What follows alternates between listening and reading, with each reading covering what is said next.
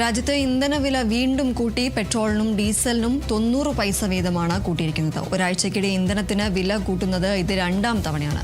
കൊച്ചിയിൽ പെട്രോൾ ലിറ്ററിന് 109.60 രൂപയും ഡീസലിന് 98.45 രൂപയുമാണ് ഇപ്പോഴത്തെ വില വരുന്നത്. കഴിഞ്ഞ വെള്ളിയാഴ്ച പെട്രോൾ ഡീസൽ വില ലിറ്ററിന് 3.04 രൂപയാണ് കൂട്ടിയത്. രാജ്യാന്തര എണ്ണ വില 50% മുകളിൽ ഉയർന്ന് 2 മാസത്തിന് ശേഷമാണ് രാജ്യത്ത് എണ്ണവില വർദ്ധിക്കുന്നത്. രാജ്യാന്തര വിപണിയിൽ അസംസ്കൃത എണ്ണ വില ബാരലിന് $100 മുകളിൽ തുടരുകയാണ്. പശ്ചിമേഷ്യൻ യുദ്ധത്തെ തുടർന്ന് രാജ്യാന്തര വിപണിയിൽ ക്രൂഡ് ഓയിൽ വില കുതിച്ചുയർന്നതോടുകൂടിയാണ് ഇന്ധനവിലയും വർദ്ധിക്കുന്നത്.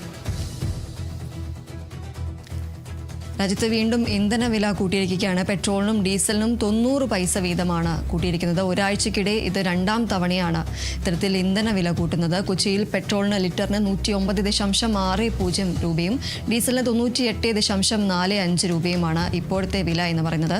കഴിഞ്ഞ വെള്ളിയാഴ്ചയാണ് പെട്രോൾ ഡീസൽ വില ലിറ്ററിന് 3 രൂപയോളം കൂട്ടിയത്. രാജ്യാന്തര എണ്ണ വില 50% മുകളിൽ ഉയർന്ന് 2 മാസത്തിന് ശേഷമാണ് ഇപ്പോൾ രാജ്യത്ത് എണ്ണവില വർദ്ധിക്കുന്നത്. രാജ്യാന്തര വിപണിയിൽ അസംസ്കൃത എണ്ണവില ബാരലിന് $100 മുകളിൽ തുടരുകയാണ്. പശ്ചിമേഷ്യൻ യുദ്ധത്തെ തുടർന്ന് രാജ്യാന്തര വിപണിയിൽ ക്രൂഡ് ഓയിൽ വില കുതിച്ചുയർന്നതോടെയാണ് ഇന്ധനവിലയിലും വർധനവുണ്ടായത്.